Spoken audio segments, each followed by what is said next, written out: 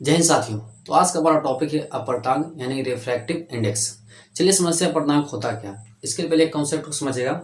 हमने यहाँ पर दो पदार्थ लिया है, दोनों मेरे पास हाइलाइटर है, लेकिन हम मान के चलते हैं कि इसमें हमने माना इसको हीरा, इसको माना हमने कांच।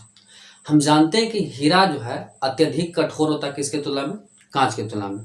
अत्यधिक कठोर है यानी इसमें प्रकाश की चाल कम होगी किसकी तुलना में? कांच की तुलना में। इसमें प्रकाश की चाल कम होगी यानी ये अत्यधिक क्या होगा? सघन होगा किसकी तुलना में? कांच की तुलना में। अपवर्तनांक भी यही बतलाता है।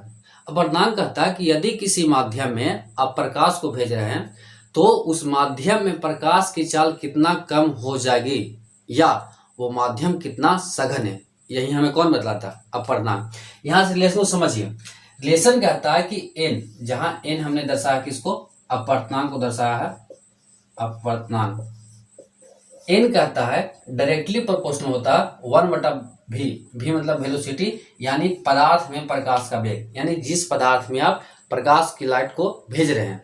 ठीक, तो यदि आप लाइट वेलोसिटी बढ़ गया यानी प्रकाश का वेग जो है बढ़ गया तो उसका अपवर्तनांक क्या होगा? कम होगा। देखिए इनडायरेक्टली प्रोपोर्शनल है तो यदि v का मान बढ़ गया तो प्रकाश n का मान क्या होगा? घट जाएगा। दूसरा रिलेशन क्या कहता है कि यदि पदार्थ में लाइट अधिक है, मतलब कोई पदार्थ अधिक चमक रहा है, उसमें लाइट अधिक है तो उसका अपवर्तनांक क्या होगा? अधिक होगा। वहीं अगर कोई पदार्थ कम चमक रहा है तो उसका अपवर्तनांक भी क्या होगा? कम होगा। जैसे हीरा में है, हीरा जो है अत्यधिक चमकता है किसके तुलना में? कांच की तुलना में, यानी हीरा का अपवर्तनांक क्या है? अधिक है किसके तुलना में? कांच की तुलना में। कांच में तो हजाक से प्रकाश चल जाता है, पता भी चलता है तो चमकेगा कहीं। उसी तरह से जब कांच में प्रकाश को भेजते हजाक से प्रकाश चल गया तो हजाक से प्रकाश गया यानी उसका अपवर्तनांक क्या होगा? कम होगा। ठीक, इसकी परिभाषा की बात करते हैं तो परिभाषा कहता है कि किसी माध्यम में प्रकाश की चाल पर किसी माध्यम में प्रकाश की दिशा बदलने की क्षमता है, उसी क्षमता को नाम क्या दिया गया है? अपवर्तनांक नाम दिया गया।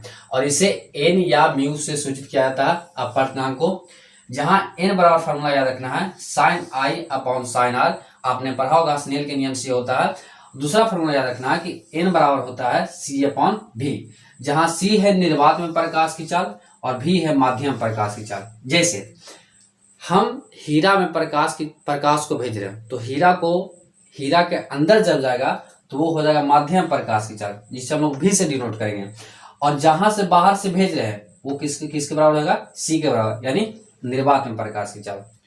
तो अपवर्तनांक से इतना ही याद रखना है कि यदि आप किसी माध्यम में प्रकाश को भेजे हैं तो उस माध्यम में प्रकाश की चाल कितना कम है या वह माध्यम कितना सघन है। जैसे हमने इन दोनों प्रकाश को भेजा था, इसमें देखा कि इसमें प्रकाश की गति कम है यानी इसका माध्यम सघन होगा किसके तुलना में?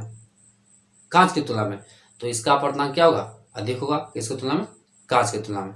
जैसे आप किसी पदार्थ में जांच कर सकते हैं कि किसी पदार्थ में अगर प्रकाश की चाल कम है या वो माध्यम सघन है तो वहीं हमें कौन दर्शाएगा? अपवर्तनांक दर्शाता है।